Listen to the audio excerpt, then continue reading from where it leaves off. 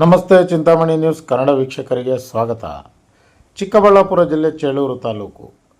ಚೇಳೂರು ತಾಲೂಕಿನಲ್ಲಿ ಕೆಂಪೇಗೌಡ ಜಯಂತಿಯನ್ನು ಅದ್ಧೂರಿಯಾಗಿ ಆಚರಿಸಲಾಯಿತು. ಶಾಸಕ ಎಸ್.ಎನ್. ಸುಬ್ಬಾರೆಡ್ಡಿರವರ ನೇತೃತ್ವದಲ್ಲಿ ಕಾರ್ಯಕ್ರಮಕ್ಕೆ ಚಾಲನೆ ನೀಡಿ ಯಶಸ್ವಿಗೊಳಿಸಲಾಯಿತು. ಕಾಶಿ ವಿಶ್ವೇಶ್ವರ ದೇವಸ್ಥಾನದಿಂದ ಇಂಡಿಯನ್ ಪೆಟ್ರೋಲ್ ಬಂಕ್ ಬಳಿಯವರೆಗೂ ಕಾಲುನಡಿಗೆಯ ಮೂಲಕ ಮೆರವಣಿಗೆ ತರಿಸಲಾಯಿತು.